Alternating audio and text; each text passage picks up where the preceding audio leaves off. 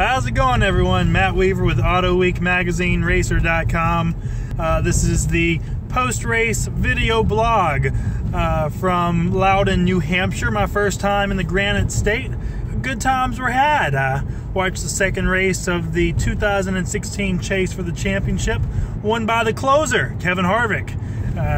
True to his name, even though he hasn't done that much this year, he's rounding into his traditional championship closing form just in time for the stretch run, as it were. It wasn't the most exciting race in the world if you look at it as just a standalone affair.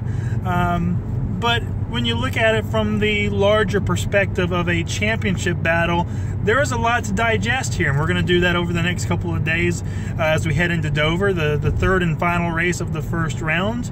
There were a lot of near misses. Crisis was averted for a lot of the would-be championship contenders, but by the end of the race, everyone had pretty much settled out and finished about where they were. First of all, let's start with your winner, Kevin Harvick. This was a race that was dominated by two Toyotas, go figure. Matt Kenseth and Martin Truex Jr., led all but just a handful of laps, really. And, in true NASCAR form, there was a late race caution that changed the complexion of this entire deal.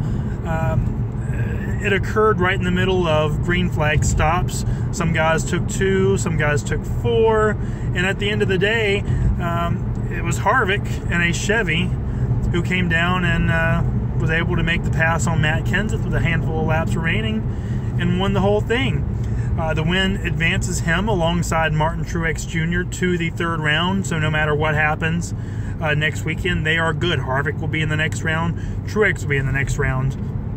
As for some of the subplot, some of the other contenders, Team Penske had an awful day at the racetrack, but salvaged the finish.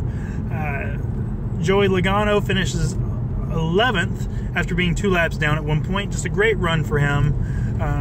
Just could not get the car right. Did not have track position. They did not qualify well, and it set them back for the start. Brad Keselowski finished 4th, and he's now the championship leader. And he's all but locked in. I believe he's got to finish 38th at Dover, and he's for sure locked in, but more than likely won't even have to do that. That's dependent on Buescher winning, and as we'll talk about here in a minute, they are who we thought they were, to coin a phrase from Coach Dennis Green, if you've heard that rant before. Let's start at the beginning of the day. The morning got off to a fascinating start. At the drivers' meeting, Steve O'Donnell, NASCAR's Vice President and Racing Development Officer, referencing to the changes made to the rulebook earlier in the week, declared that teams do not put NASCAR in a spot to challenge the post-race inspection procedure.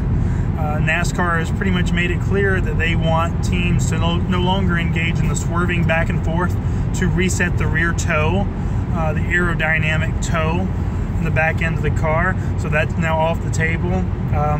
They don't want teams doing anything to the car after the drop of the checkered flag to compromise the integrity of the laser inspection station platform.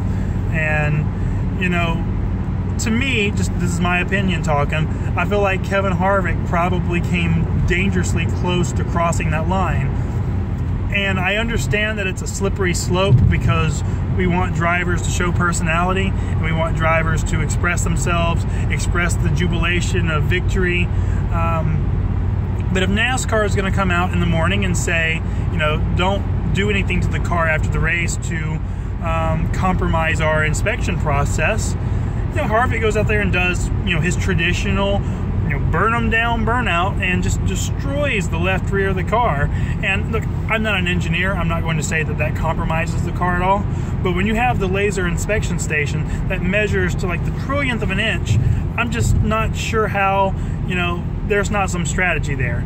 I have been around this game long enough to know that's probably not on accident. There's totally a design, in my opinion, of the 4-team, burning it down the way that they do. I believe there's totally a reason that the Toyota teams are swerving back and forth to reset the toe. we're all smarter than that. Am I okay with it? Yes, because this is racing. You try to find an advantage and you exploit it. So I'm cool with it, but eventually the day's going to come that NASCAR is going to find something that they can prove that they do not like, and remember that we had this conversation, because I feel like the 4 team is coming dangerously close to where NASCAR has said they don't want teams to explore, and we've seen the Toyota teams do it all year with the swerving. Hell, when Kyle Larson won his race in Michigan a couple of weeks ago, I thought it was suspect the way he tore up the car in his victory lane burnout. So, you know, I feel like sometimes, just me and you talking, you know, fan to fan, that it's kind of unfair for fans to say, well, NASCAR needs to be consistent in their post-race procedure, and they need to do everything in their power to make sure the car is legal as it crosses the finish line, and then say, okay, well, we want the car to be legal, but it's okay if Harvick does a big burnout, if Larson destroys the car in his celebration, and if the Toyota team swerve back and forth to reset the skew. So just keep that in mind. I'm not telling you how you should feel, but I got some criticism for reporting how the 4 car looked in victory lane, and for talking about how NASCAR is choosing moving forward to handle the swerve procedure from the Toyota teams. Just keep an open mind about it. This chase thing, man, this is interesting. I know that it's a controversial topic amongst traditional fans, but it has added drama to these final 10 races. You've got, you know, the final position coming down to just a handful of spots. You've got Tony Stewart looking at a possible must-win situation. Chris Buescher is looking at a must-win situation. You've got Jamie McMurray and Austin Dillon, who are 5 points ahead of Kyle Larson for the final transfer spot. That's going to be an interesting storyline to follow next weekend at Dover. And you know what? We've seen it the past couple of years that crazy things happen too. Jimmy Johnson has a parts failure while leading at Dover, and you know, doesn't make it out of the first round. So I feel like the 12 guys that we have currently on a provisional spot are already locked in. They're going to the next round. We've seen crazy stuff happen, and I think that battle for the bubble is going to be fun to watch as well. Don't forget Kyle Larson. He had a great chance at winning Dover last time we were there. That great battle with Chase Elliott and Matt Kenseth, which Kenseth won. So, you know, anything could happen. Chase Elliott could get that first win and officially lock himself in. You know, Tony Stewart won a race there a couple of years ago, 2012 or 13, I believe, in the spring race. And, you know, it's not out of the question to see him and that Stewart Haas Engineering that won the number 4 team the race today, you know, dig down deep and their backs are against the wall, and the 3-time champion, you know, goes and has a Hollywood moment in Dover, Delaware. So it wasn't the most fun race. It was an interesting race from, you know, the inside baseball type stuff, the kind of subplots that make up our sport. So we've got lots of narratives, and I had fun. It was my first time to New Hampshire Motor Speedway. Loved the staff, loved the food, loved the racing culture, and just beautiful countryside. I love cool weather. Don't like cold weather, like cool weather. And I'm happy. It was a good work day. Met a lot of cool people.